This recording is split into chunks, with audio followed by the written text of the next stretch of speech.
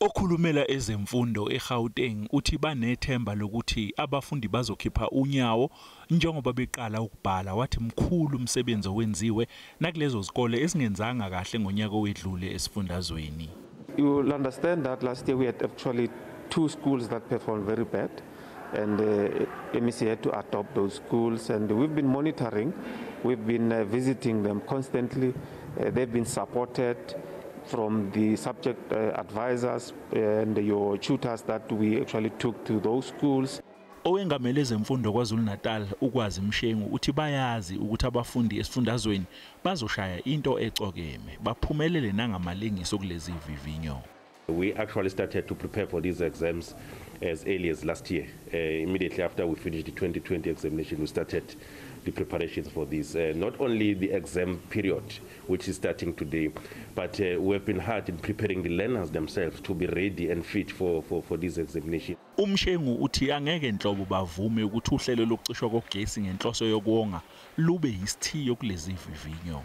They also need to align their load shedding hours with our exam time, because our exam time, the maximum that we take is 3 hours per paper.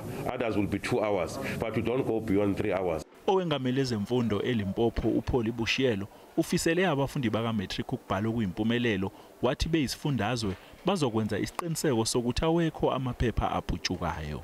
I think these ones are prepared very well, and this is a technical school. They are presenting their first grade 12, and I'm happy for them, and they are confident. I don't think they'll even want to leak any other thing. Owengamele ezemfundo eLimpopo uthi bayazi ukuthi iziningi kakhulu izingqinamba ezibhekene nabafundi kulonyaka, ngakho ke abafuni ukubafakela ingcindezi. Remember this cohort of grade 12, they were grade 11 last year, and they only went to school. We closed on the 18th of March. They only went to school on the 31st of August. So they had to do the syllabus of grade 11 and 12 for this year. Ziningi kakhulu izingqinamba abafundi bakaMatric abake babhekana nazo kulonyaka, njengoba libaphazamise kakhulu uhlelo lokucishwa kogesi ngenhloso yokuwonga. Kwathi kusenjalo kwaphazamiseka ukufunda nokufundisa ngenxa yobhubhane lwesifo iCovid-19. Kuthe kusabhekwe lokho kwaqubuka izibhelu zokutatshwa kwempahla kwezinye izifundazwe. Phakathi nonyaka kuke kwabiwa izigameko zokuqekezwa kwezikole, kwebiwa nezinsiza.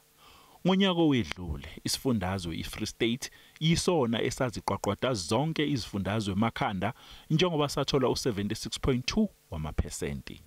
Bafundi niyanxuswa ukuthi nifike ngesikhathi njengoba kubhalwa, futhi ningaziphathi izinto ezingavumelekile ngaphakathi. Sinifisela inhlanhla sengathi ningaphumelela. NginguCalvin Dludla wezindaba zeSABC.